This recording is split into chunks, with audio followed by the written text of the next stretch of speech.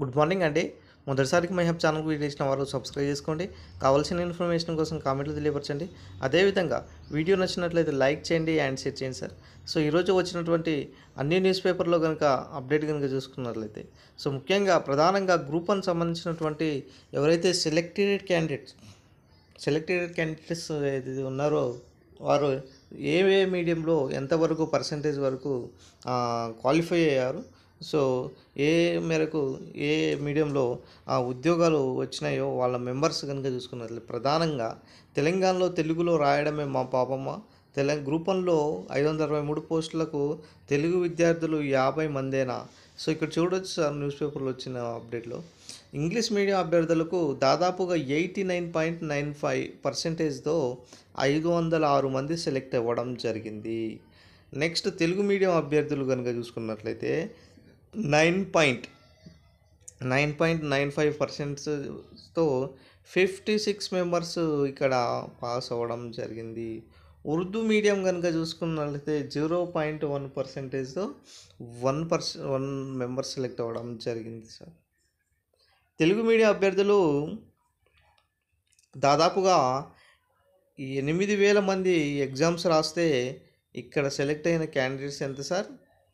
9.95%తో 56 మెంబర్సే pass అయ్యారు. మరి English medium అభ్యర్థులు ఎంతమంది రాశారో మరి ఎంతమంది పర్సంటేజ్ ఇక్కడ పర్సంటేజ్ చూపిస్తున్నాం. క్యాండిడేట్స్ కూడా చూసుకున్నట్లయితే దాదాపు కూడా మనకు తక్కువ మెంబర్స్లో ఎక్కువ క్వాలిఫై ఎక్కువ ఉద్యోగాలు తెచ్చుకున్న మీడియం ఏదైతే ఉందంటే ఇంగ్లీష్ మీడియమే.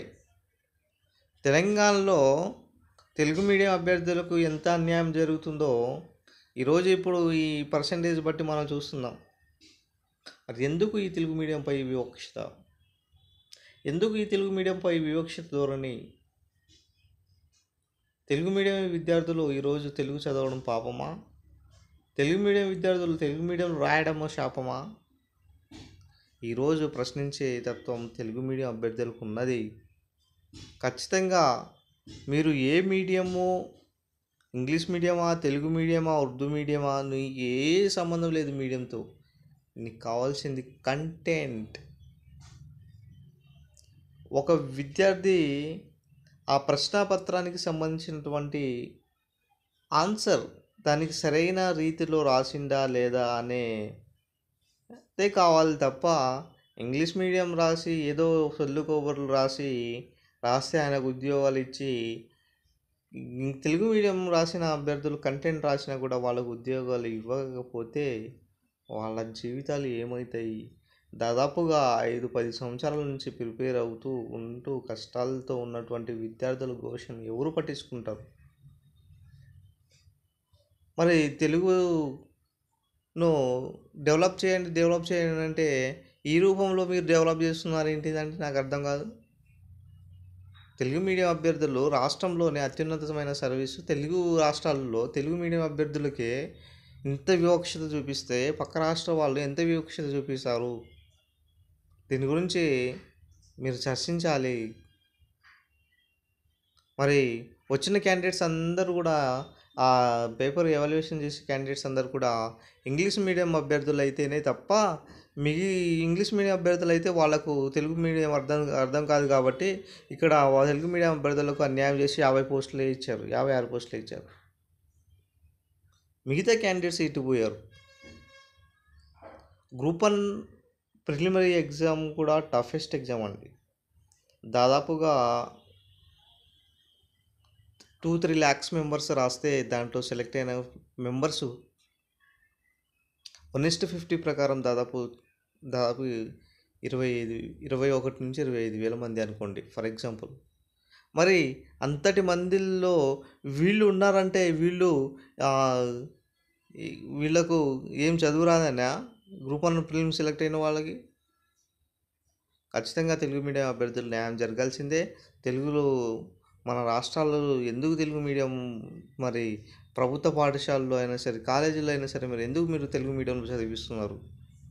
ఉద్యోగాల విషయంలో మాత్రము తెలుగు మీడియంకు అన్యాయం చేస్తూ ప్రభుత్వ పాఠశాలలో మీరు చదువుకోమని తెలుగు మీడియంలో చెప్తారా? ఇది ఎవరు ప్రశ్నించట్లేదనా గవర్నమెంట్కి?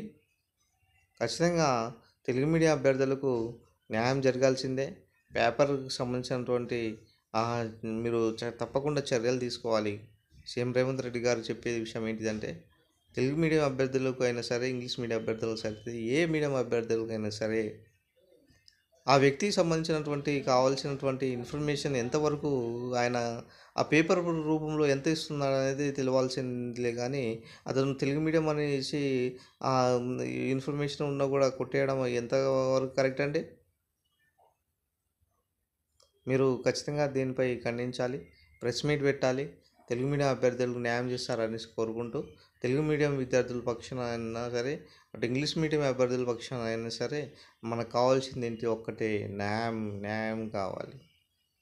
నాకు ఎవరిపైన వివక్ష లేదు. న్యాయమే చివరిగా గెలుస్తుంది. అదే మనకు కావాల్సింది. ఇదండి వీడియో. వీడియో నచ్చినట్లయితే లైక్ చేయండి, షేర్ చేయండి, సబ్స్క్రైబ్ చేసుకోండి my dear friends. Thank you friends. Thank you one and all.